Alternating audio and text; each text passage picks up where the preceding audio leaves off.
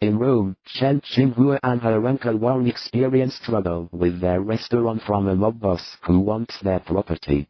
When Chen refuses to sell, the mob boss sends gangsters to scare away customers.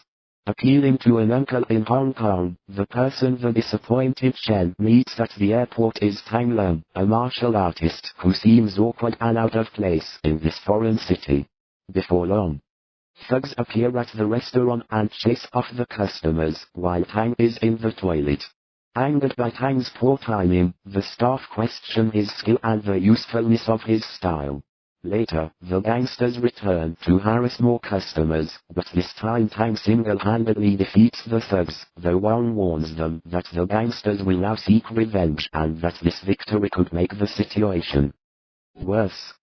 I wasn't impressed much by The Way of the Dragon, originally called The Return of the Dragon internationally, because it came out after Enter the Dragon outside of Asia, when I first saw it, though much of that could be because of the fact that the UK video had around 6 minutes of its martial arts action removed.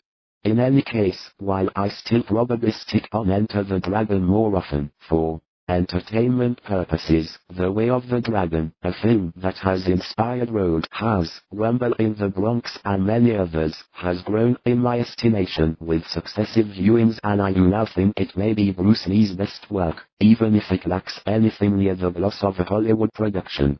It's certainly his most personal and even philosophical. Lee's an orthodox left square bracket, at least for the time right square bracket ideas about martial arts being presented with strength and clarity.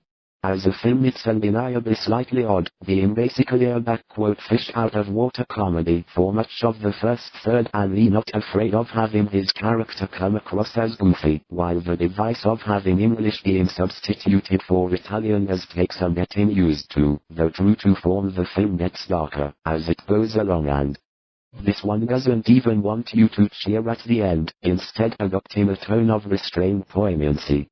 Of course the fights are fabulous. Many modern viewers may find them a bit slow and simplistic, but that's because they emphasize pure, deadly skill with no messing around.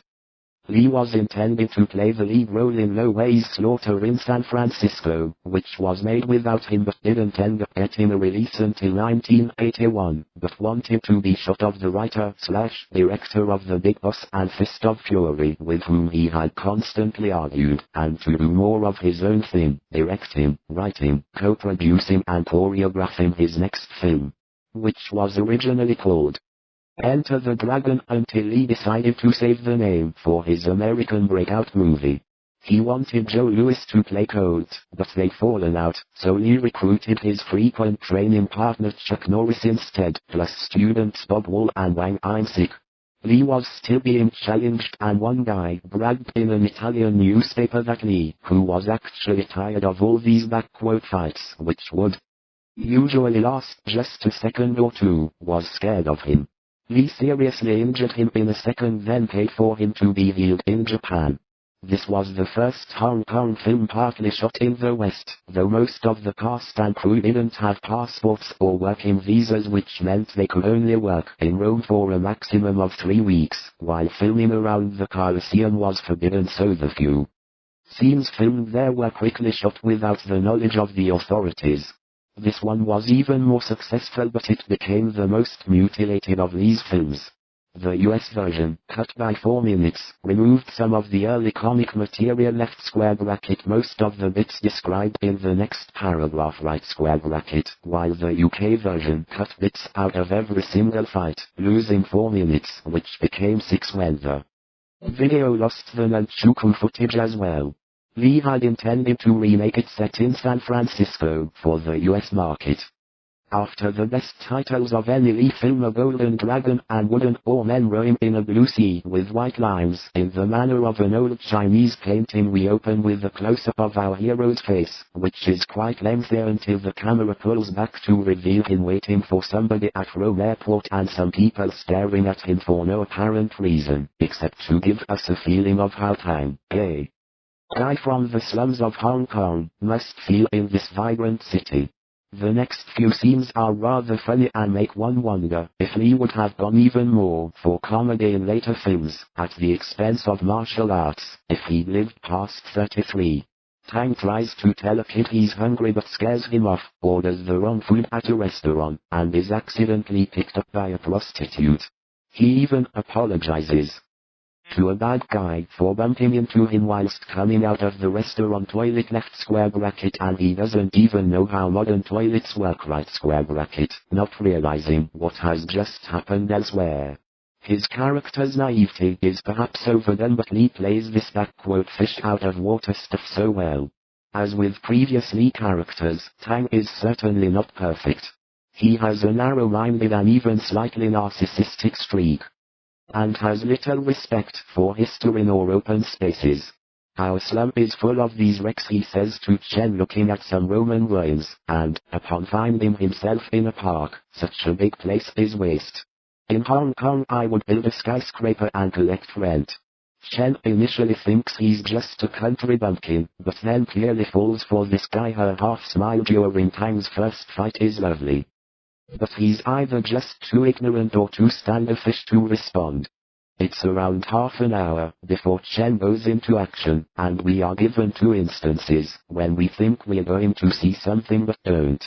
The initial fights have more comedic touches than before, these thugs lacking even much of the menace of the yobs in the Big Boss, and frequently behave dumbly left square bracket. One of them even picks up an nunchaku and whacks himself in the face with it right square bracket, though Lee's double nunchaku scene is still astounding to watch.